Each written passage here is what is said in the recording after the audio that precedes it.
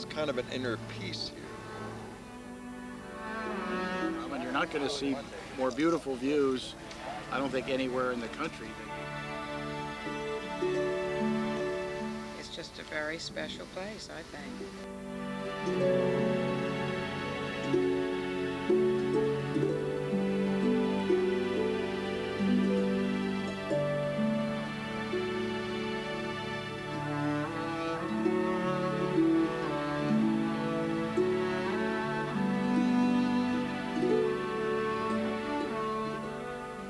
In the last decade of the 19th century, golf emigrated from its Scottish homeland and began to make its mark in the United States, beginning with the Apple Tree Gang at St. Andrews outside New York City.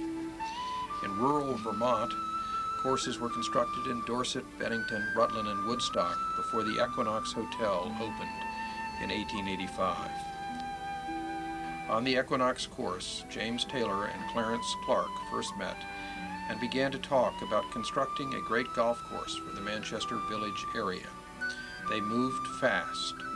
Walter Travis and John Duncan Dunn were invited to visit and lay out a design for what Travis called the finest site for golf in the country. From the outset, the natural beauty of the place was to be deeply respected. Travis planned no major changes in the contours of the landscape, as the original layout was so ideal. 42 local farmers completed the course in 8 months, in time for the opening of June 1900. The clubhouse was also completed by July of that year, and championship golf came to Manchester. Those visionaries created a club which proved to be unique, at first playing a significant role in amateur golf in America. In 1914, Ekwanok hosted the amateur championship, and there, America's first great native player, Francis Ouimet, made history, winning his first amateur over Jerry Travers, a great player in his own right. Over the ensuing years, Ekwanok produced its own great traditions in golf, none more important than those created by its own. 34, 35, we couldn't go on the course. We just had to sneak on at night in the back holes. Played against Craig Wood in 1941. Beat him here by 3 shots here at Ekwanok. 1941. He'd won the Masters and the Open that year, and I was invited to play with him. Mr. and Mrs. Barkell was filled their lifetime when they heard I won that match. He told me, he said, I don't care what you do from now on, you made me happy.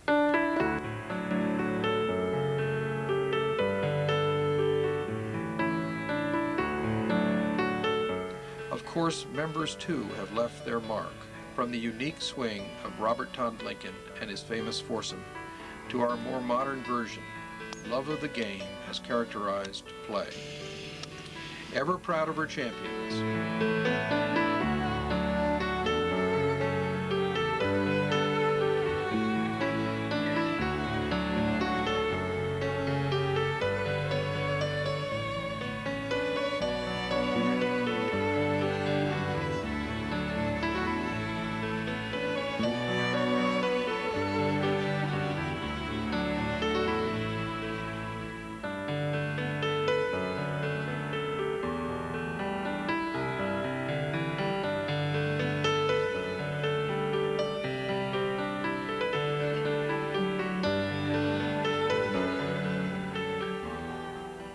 Ekwanok's enduring strength is rooted in the members' belief in the values of the game: sportsmanship, civility, friendship, testing oneself in one of the world's most beautiful settings.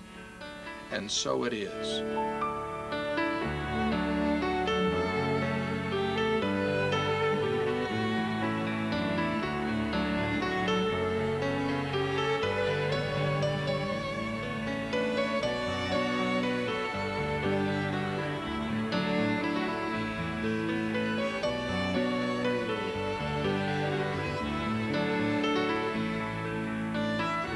Land alone would command members' devotion, but those very emotions are matched by our feelings about the people who make Ekwanok what it is today.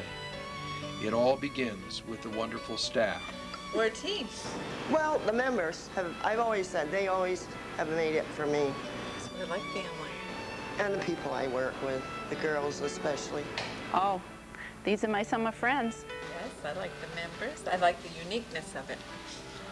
The fact that we know everyone and everyone knows us. The people. The people make the club, I think. And those members make us feel that we make it special for them.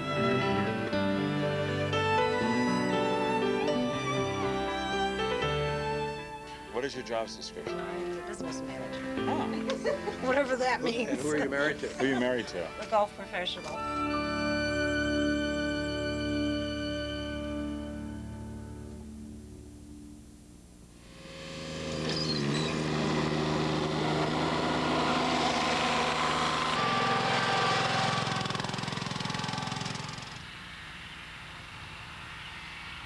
Our maintenance philosophy is to blend the golf course in with the surroundings. We're trying to make it a very natural golf course with the tall grasses, the fescues in the rough. We're trying to blend it in with nature around here. We have a lot of wildlife around here. We try to let areas grow up for the wildlife. We're trying to make a very natural experience when you're out here playing the golf course. As far as where we go from here, I think the preservation of what we have is probably the #1 priority. Keeping our thinking straight so that we don't make a lot of changes and preserve the beauty of the golf course and the essential feeling that the membership has towards it.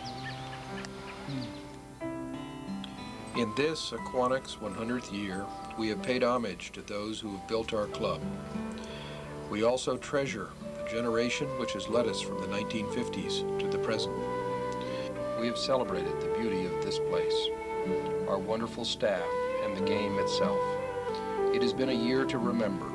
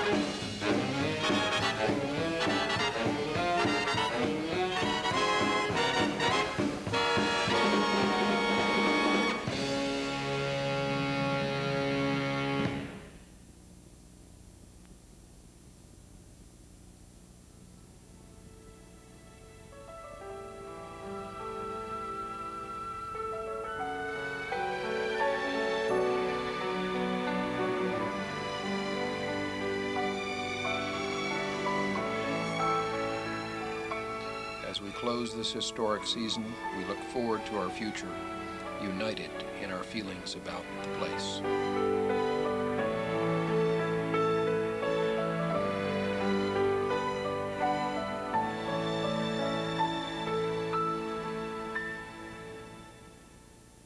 Having this site in the valley is just, God gave you that because it's still it's being with other people, and the club is full of wonderful people. It's a very special club.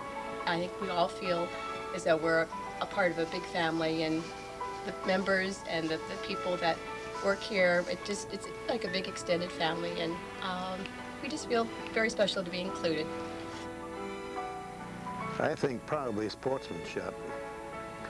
The way we play the game, we honor its rules, its traditions. Well, the fine esprit de corps of the members and the people that work for the club. It's just great. Nobody cares about how you play except yourself. You can go all over the country, I think, playing various golf courses, and we're so happy to be back here. It's all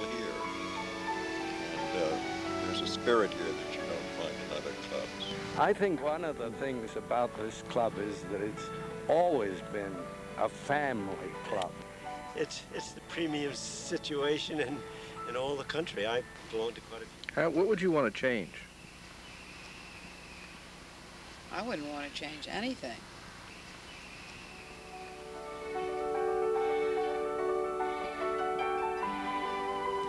In a world where civility, sportsmanship, and honor are under relentless attack, in a time where the very concept of the amateur, the one who loves the game, is diminished by the crass commercialism of the era, Ekwanok remains unique, committed to the very essence of the game, its people, its traditions, and the beauty of this place. May these endure forever.